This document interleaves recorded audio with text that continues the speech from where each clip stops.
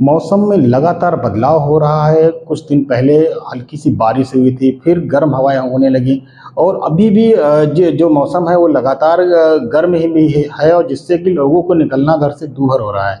हमारे साथ में इस तो पूरी जानकारी के लिए मौसम वैज्ञानिक अतुल सिंह जी हैं। हम इनसे बात करेंगे कि आखिरकार ये मौसम किस तरीके का जो बदल रहा है, कब तक मौसम बदलने का और अच्छा मौसम आने के आसार हैं। अतुल सिंह जी, कैसा मौसम है इस समय जो आम लोगों को घर से निकलने में काफ़ी परेशानियाँ हो रही हैं? जी देखिए, ये गर्मी का मौसम है। गर्मी में सामान्यतः तापमान जो है वो हायर साइड में होते हैं और इस समय लू भी चलती है, तो ये बहुत एबनॉर्मल फीचर नहीं है। लेकिन क्योंकि अभी तक गर्मी नहीं पड़ी थी इस सीजन में, इसलिए अभी जल्दी गर्मी पड़ना शुरू हुई है, तो उससे लोगों को परेशानी हो रही है। अगर हम इसको वैज्ञानिक तौर पे देखें तो अभी तक जो है वो पश्चिमी विक्षोभ एक सक्रिय था और उसके साथ पूर्वा हवाएं आ रही थी, जिसके कारण की बादलों की आवाजाही और कहीं कहीं बारिश की वजह से तापमान बहुत ज़्यादा नहीं बढ़े थे। लेकिन इस पश्चिमी विक्षोभ की सक्रियता समाप्त होने और पूर्वा हवाओं के बंद होने के साथ ही पछुआ हवाएं चलना शुरू हो गई, जो कि रेगिस्तानी और गर्म इलाकों से आ रही हैं।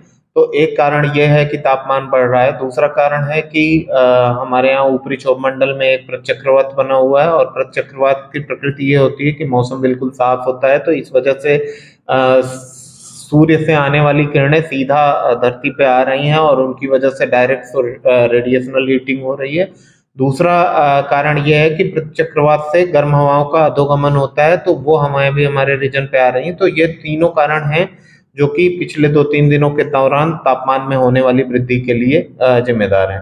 अब अगर आगे आने वाली दिनों की बात करें तो आगे आने वाले दिनों में भी ये परिस्थितियां ऐसे ही या इससे भी थोड़ा और इंटेंसिफाई होकर जारी रहने की संभावना है। तो तापमान की बात करें तो अगले 2 से 3 दिनों के दौरान 1 से 3 डिग्री सेल्सियस की और वृद्धि होने की संभावना है तापमान में, जिसके कारण कि आज से 17 मई से लू की परिस्थितियां प्रदेश में आरंभ हो गई हैं।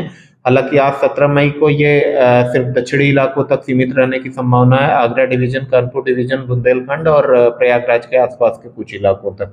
लेकिन 18 मई से तापमान बढ़ने के साथ ही इसके क्षेत्रफलीय वितरण में भी वृद्धि होगी और ये पश्चिमी उत्तर प्रदेश में दिल्ली एनसीआर के आसपास के एरिया तक पहुंच जाएगी, जबकि पूर्वी उत्तर प्रदेश में भी इसका उत्तरी तरफ विचरण आरंभ होगा और ये पूर्वी उत्तर प्रदेश में तराई तक पहुंच जाएगी। 18 के बाद 19 मई को इसमें और क्षेत्रफलीय वितरण में वृद्धि होगी और लखनऊ, राजधानी लखनऊ को लेते हुए इसके 25 से 50% स्टेशन को कवर कर लेने की संभावना है।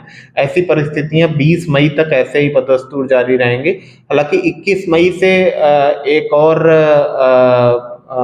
पूर्वा हवाओं का एक स्पेल शुरू होगा पूर्वी उत्तर प्रदेश में और बादलों की आवाजाही शुरू होगी तथा पूर्वोत्तर भाग में गोरखपुर रीजन के आसपास कहीं कहीं हल्की से मध्यम बारिश होने की भी संभावना है।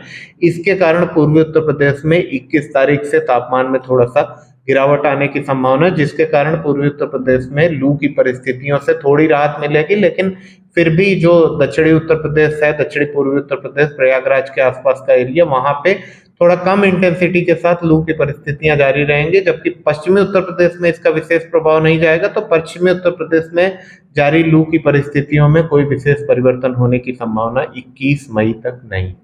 सर, जैसा देखा जाए कि मानसून की जो बात की जाए तो क्या किस हिसाब से इस बार मानसून आने वाला है और कैसे किसानों को अपनी फसलों को बोने में राहत मिलेगी?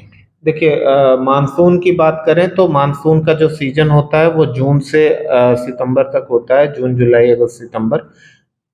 दक्षिण पश्चिम मानसून की बात करें तो भारत में सबसे पहले वो जो है अंडमान सी, साउथ अंडमान सी में एंटर करता है। 19 मई उसकी सामान्य तिथि है और इसके 19 मई के आसपास ही दक्षिण अंडमान सागर में पहुंचने की संभावना है। इसके बाद भारत का जो मेन लैंड एरिया है वहां ये 1 जून को केरल के रास्ते प्रवेश करता है। इस वर्ष की बात करें तो हमने पूर्वानुमान किया है कि ये एक दिन पहले 31 मई के आसपास केरल में प्रवेश करेगा।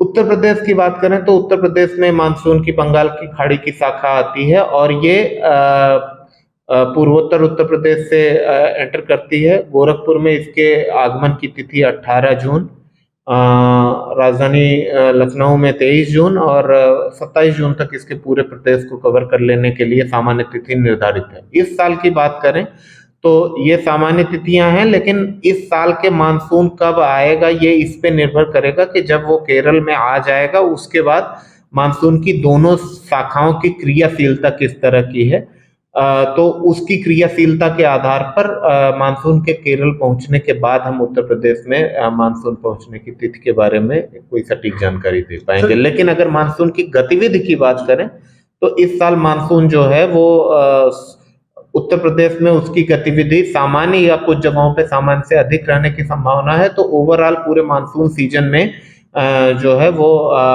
अच्छी बारिश होगी, क्योंकि मानसून के लेटर फेज में जो है वो लानीना कंडीशन डेवलप होने की संभावना है, और लानीना हमेशा ज्यादातर मौकों पर अच्छी बारिश के लिए फेवरेबल होता है। सर, जैसा आपने बताया कि मानसून बढ़ने के जो आसार हैं, हालांकि ये जो मई महीना पूरा मई का आपका जाएगा, इस मानसून में तो आम जनमानस को कैसा संदेश देना चाहेंगे कि वो किस हिसाब से घर से बाहर निकले, क्या क्या चीज़ों का प्रयोग करें? देखिए, मई के पहले पखवाड़े में मौसम सामान्य रहा, तापमान ज़्यादा नहीं रहे, लेकिन जैसा मैंने अभी बताया कि जो हमारा मीडियम रेंज फोरकास्ट है उसमें अगले 5-6 दिनों तक लू की परिस्थितियां जारी रहने की संभावना है। और अगर हम एक्सटेंडेड रेंज विस्तारित अवधि पूर्वानुमान की बात करें तो ये मई का पूरा दूसरा पखवाड़ा थोड़ी कम या ज़्यादा इंटेंसिटी के साथ लू की परिस्थितियां और सामान्य से काफ़ी ज़्यादा तापमान जारी रहेगा। तो इस समय जब भी लू होती है, देखिए इसका समय निर्धारित होता है। लू जो है वो दोपहर और दोपहर के बाद जो सामान्य भाषा में तिजहर कहते हैं या आफ्टरनून आवर्स जो होते हैं, तो मान लीजिए कि 11 बजे से 4 बजे तक इसका प्रकोप ज़्यादा होता है। तो इस समय यथासंभव अगर संभव है तो घर के बाहर निकलने से बचें, लेकिन अगर आवश्यक है निकलना तो निकलते समय वो ध्यान रखें कि हल्के सूती कपड़े